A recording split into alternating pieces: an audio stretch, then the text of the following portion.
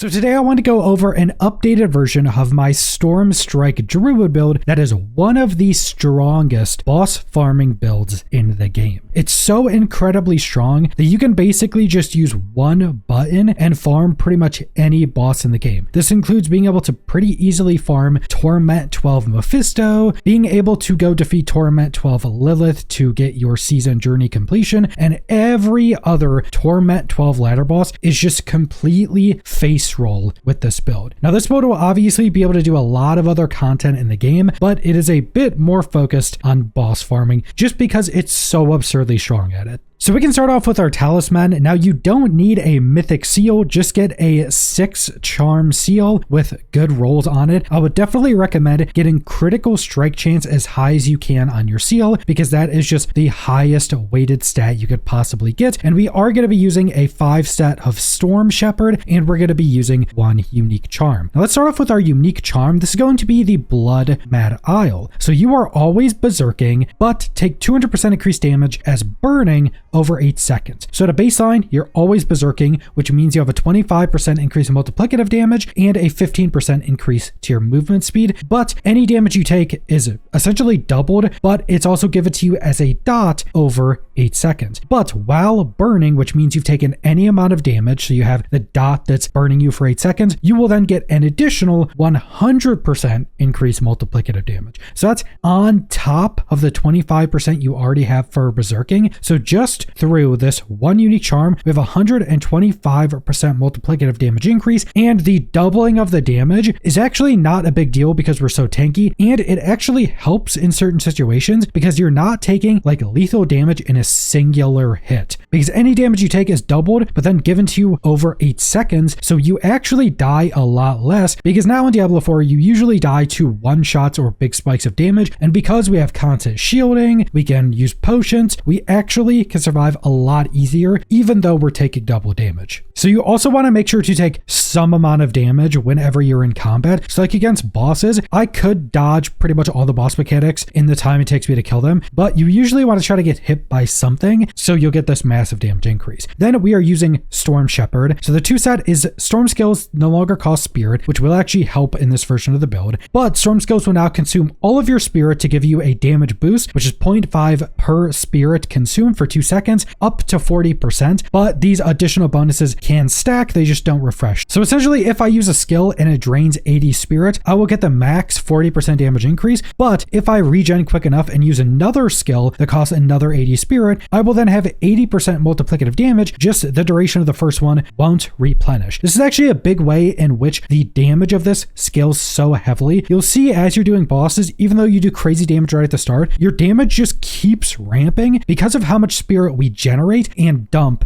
so quickly. Then the 3 set, we get Cyclone Armor for free, meaning it doesn't have to be on your bar, and a Cyclone Armor gives a 30% damage increase, and it's just auto procs when things hit you. So just a massive damage reduction. You don't have to have Cyclone Armor on your bar anymore as well. But then we have the 5 set. Storm Skills have a 20% chance to double cast and a 5% chance to triple cast. The double cast gives 100% increased damage. The triple cast gives 300% increased damage. And you can notice these casts. When you get these casts on a Storm Strike that's already chaining 12 times, you will just see bosses' health like chunk for like dozens of percent getting one of those procs. It's pretty ridiculous. And then for the final slot, just get whatever well-rolled charm you have. The main things you're really going to be wanting are increases to your skills, so Werebear skills, or the best one being Storm Skills. But that brings us into our Storm Skills, and starting off, we have 15 points into our main damaging ability, Storm Strike, and as you'll see on the tooltip with all of my upgrades, this chains up to 12 times. Now the reason it does it that much is because of one of the uniques we're using, which doubles the amount of chains. Now chains from Storm Strike can all hit the same target. That's why it's so good against bosses, because you hit a boss once and then it changed 12 times, which all hit the same boss, and by that point you've hit a bunch of additional times because you have so much attack speed, and these attacks can just multicast, which will just multiply the amount of damage by ridiculous amounts. The side upgrades, we're taking additional chains, strikes 1 additional time. Then we have Ferocity. You gain a stack of Ferocity when dealing damage, so we'll always have max stacks of Ferocity, which is just more attack speed. Make sure it's a Werebear skill because we are using Might of Urzine. And then Chain Reaction, Storm Strike chains 3 additional times, and Storm Strike's chain damage is increased by 20% each time it chains. So actually, Storm Strike's chains do more damage as they go through. So technically, the final piece of the chain, so the final of the 12 chains actually does the most damage. So the initial attack of Storm Strike actually doesn't deal the most damage. It's all of the additional chains. This is what is doing the vast majority of your damage, and again on bosses, ungodly fast at killing them. Then we have our second main damaging ability, which is actually a lot more damage than you may think. This is Lightning Storm. Now the variation we're taking is Hero of the Storm. Lightning Storm can be toggled passively, so now we just turn it on. It would usually use Spirit, but since we have the Storm Shepherd set, it doesn't actually use any Spirit, and what's kind of unique about it is I'm pretty sure it still doesn't use Spirit after you first toggle it on. So it costs Spirit to turn it on, which is technically 0 because we have the Storm Shepherd set, but then it doesn't actually take anything. But the really interesting part about Lightning Storm is it snapshots quite a lot of different effects. It can snapshot some damage effects, and it snapshots attack speed effects. So a big way in which we get a lot of attack speed in this build is actually through a bunch of our different procs, which all have 100% uptime when we are in combat. But what this means with this version of Lightning Storm is you want to go into combat, you want to hit a few enemies to stack up your different buffs, then you pop Storm Strike because it will go off of your attack speed, and we get up to 100% attack speed, so we hit the cap. So this will just be dealing actually a lot of damage, and you'll see it's just like machine gun lightning storms everywhere. And especially when you're in AoE, which is a weaker part of this build because your AoE is essentially just the 12 chains of this will actually deal some pretty good damage because it's just a bunch of lightning strikes everywhere, 11 of them in fact, or more. I think it does build up to more because of one of our upgrades. It'll just hit everything in an area. Now one side upgrade is we get increased movement speed while it's active. The other is you gain additional lightning strikes per stack of ferocity up to 4, which we will always have. So just quite a lot of additional damage that also helps in AoE. Then we have our defensives. Both Cyclone Armor and Earthen Bulwark will not be on our bars. Earthen Bulwark is procced through our rune set, and it will be up 100% of the time unless it breaks. So you want to put as much points to Earthen Bulwark to get to as close to 100% as possible, because if you go over 100% by putting points into this, it won't give you more barrier. It caps at 100%, even though the tooltip says it goes above it. So just get to as close to 100% as you possibly can through your different points. Top upgrade extends the duration to 12 seconds, which does work with the rune set proc, and increases the base absorption to 60%, so it's just bigger and lasts longer. Then we have a Travanteed Bulwark, which grants a 3 stack of resolve every time it procs, which is really important. We are a resolve stacking build, and we can't stack resolve faster normally, but this just helps to give more, and it procs these tectonic plates that deal a little bit of extra damage, but it's primarily for the extra resolve. Bottom upgrade, we get Unstoppable when this is proc, which is actually pretty important, but that'll just constantly be happening, so we get stun less and we proc other effects. Cyclone Armor, this isn't going to be out of bar.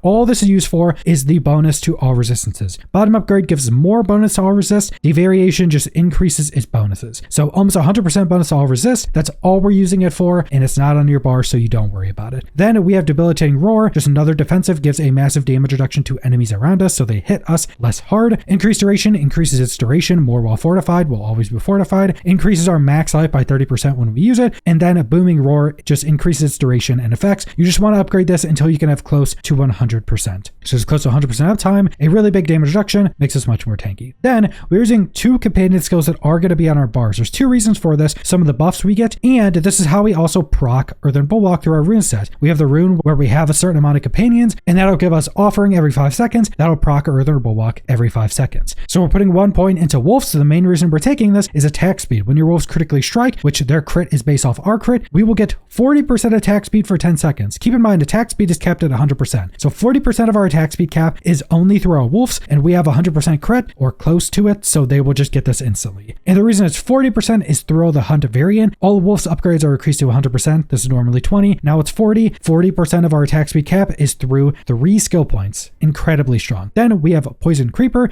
This is primarily for the upgrade Fortify. Just by having this on a bar, we gain 10% Fortify every 3 seconds. We also do use this for poisoning. We do have a poison proc that will poison everything pretty quickly, but we use this with Toxic Visitation, so we can just poison everything quickly because we get a damage increase to poison enemies. And then we're going all the way down. We're taking our ultimate, which is Grisly Rage, because of the variant, which your damage is increased by up to 200%, and this is just built up each time you do damage or take damage. So just essentially 200% multiplicative damage increase almost at all times, because if we're in combat for the entirety of this duration, we will have this up 100% of the time. And also, only put 1 point of this, because putting more points into Grisly Rage, you get like a 0.2 second duration increase per point, so it's basically nothing, so don't put more points into this. And then the side upgrades we're taking are cooldown reduction to reduce the cooldown by 20 seconds. That helps us be in it as much as we possibly can be. Then fortify, we get 100% fortify when cast. You can use a lot of fortify in certain situations for healing, but this will just keep us topped outside of our poison creeper. So then we have our Paragon Boards. First glyph is a bonus to all normal nodes within range as Headhunter. Secondary is increased damage. Legendary is increased damage. The first board we're taking is Survival Instinct. This is just a damage increase while in Werebear. The rest of the tooltip doesn't matter, it doesn't work. And the glyph we're taking is Keeper, bonus to all rare nodes within range. Secondary, you and your companions deal increased non-physical damage. Legendary is increased non-physical damage. Then we're going over to the left, we're taking Thunderstruck. Storm skills do increased damage, have increased critical strike chance. Also keep in mind, this crit chance will not appear in your stat on your tooltip, so just add this on top of your normal crit. The glyph we're taking is Earth and Sky, bonus to magic nodes within range. Secondary is nature skills to increase damage to vulnerable enemies. Legendary is increased nature magic damage. Then we go all the way over to the right, we take Constricted Tendrils, a bonus damage to poison enemies, then a lucky hit chance to poison enemies. So we have Poison Creeper and this to poison enemies. The glyph we're taking is Spirit, increased critical strike damage. The secondary is you crit enemies that take increased damage from you. Legendary is increased critical strike damage. Then we go back up, we're taking Ancestral Guidance after spending 75 Spirit, deal increased damage for 5 seconds. It's the main reason we're taking it. The glyph is going to be Fulminate, increased lightning damage. The secondary, you deal increased lightning damage to healthy and injured enemies, and the legendary is increased lightning damage.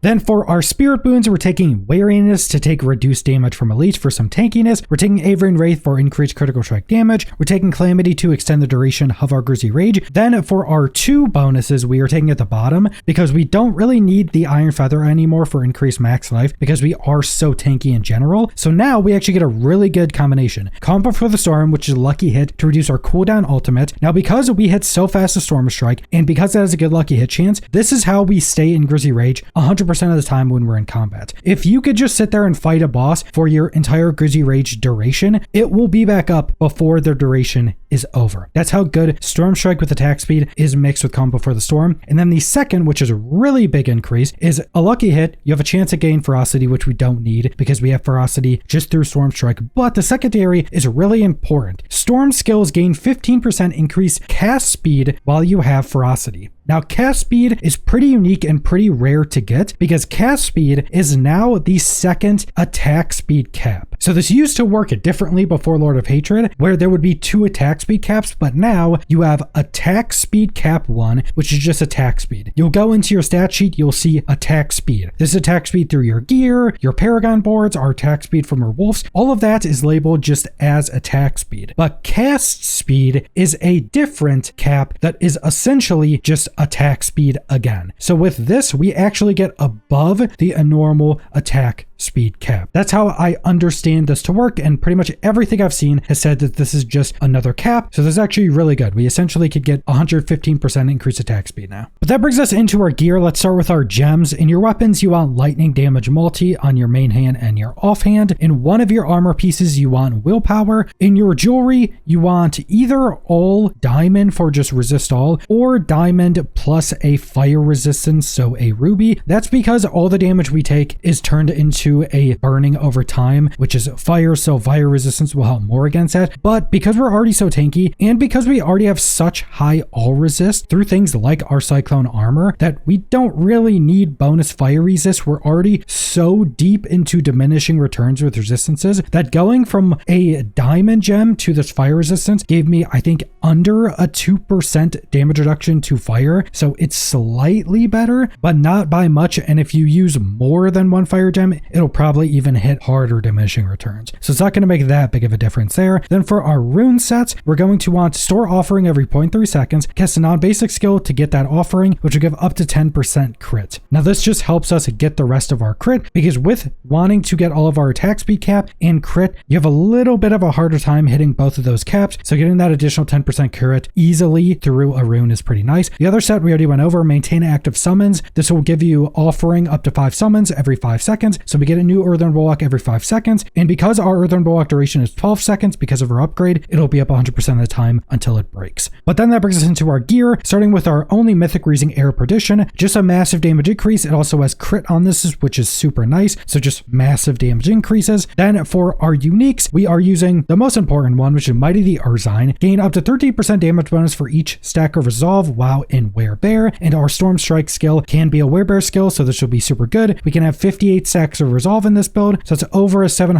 multiplicative damage increase at all times. Absolutely absurd. The second is going to be Erudai's Inexorable Will. Storm Strike chains to twice as many targets and gains a 10% bonus damage. So this means it just doubles the chains. So normally we'd have 6 chains, now we have 12 with this. So we're essentially doubling the damage, but actually it's more than that, because as we went over, each additional chain does more damage. So we're actually more than doubling our Storm Strike's damage through this one ring. So incredibly important, and Storm Strike is pretty insane because of that. Then finally, we're using Tubalt's Will. Now this actually has a few things with it. So you gain 20% increased damage and gain 50 primary resource regen after being unstoppable and 5 seconds after. And keep in mind, we gain unstoppable for 2 seconds every 5 seconds when Earthen Bulwark procs. So this effect will be up 100% of the time, and the 50 resource regen is 50 spirit per second, which is pretty ridiculous. Now why that's super good is because the more spirit we drain, the more damage increase we get from our charm set. So this is just super good, and legs aren't super hard to get good rolls on because they're basically all defensive. So just an incredibly big increase to our overall damage and resource gen. Then finally, for our one-hander, we're using Shard of Varantheal, which is basic skills deal up to 100% increased damage, but cost 25 primary resource. Now what's really interesting with how this works is because we are using a Storm skill and because we are using the Storm Shepherd set, so Storm skills cost nothing, our Storm Strike costs 0. The cost from this weapon specifically is completely removed, but because of how the tooltip of Storm Strike works, it says it still generates 15 spirit, which is what Storm Strike normally does, and then it has a different spot that would normally say it costs 25 because of this weapon. But because our Storm Strike costs nothing now, it has one spot where it says it costs 0, so every Storm Strike generates 15 spirit, but also uses 15 spirit because of our set. So the draining of the spirit gives us damage. So this is just a really crazy combination in how it works, but it just works in our favor for some pretty massive damage increases. And then for our legendary aspects, we have on our necklace, while fortified, you deal massively increased damage. Then the transfigure on your necklace you want is your storm skill damage makes enemies vulnerable, and you deal increased damage to vulnerable enemies. So just a big damage increase, and all of our enemies are vulnerable instantly because we have both lightning strike and storm strike to make them vulnerable because they just get hit by anything. Then for our 2 other offensive aspects, on your offhand, basic skills grants 6% increased damage for 4 seconds, stacking up 10 times. So just a big damage increase, you'll stack this up almost instantly. Then our gloves, damaging an enemy with a basic skill grants you 4% attack speed for 10 seconds, stacking up 5 times. So that's 20% attack speed, that'll be up 100% of the time. And then when you hit max stacks, you get a 60% basic skill damage increase for 10 seconds and a 15% increased movement speed. So we just have a bunch of stuff that we attack with and will stack up very quickly and then get the bonuses. So we do have some ramp, but it ramps very quickly, as you'll see. Then the final legendary aspect is on our boots. Your form bonuses are increased by up to 80%. This just gives us massive survivability increase because while in bear, we gain damage reduction and max health. But that wasn't actually the last aspect, and I wanted to save this one for last because it's probably the most important. On your chest piece, you're getting Glenn's Anvil. This was recently fixed, so it increases your max resolve by 2, which is a 26% damage increase, which is already really nice, but 4% damage reduction per stack of resolve. We have 58 stacks of resolve at max stacks, 58 times 4 damage reduction. We have like 22 million toughness while in combat, which isn't like completely accurate, and we are technically more tanky than that, but also technically less because we're taking double damage because of our burning. Our tankiness is just ungodly, which is why we can use things like the Blood Mad Idol here, which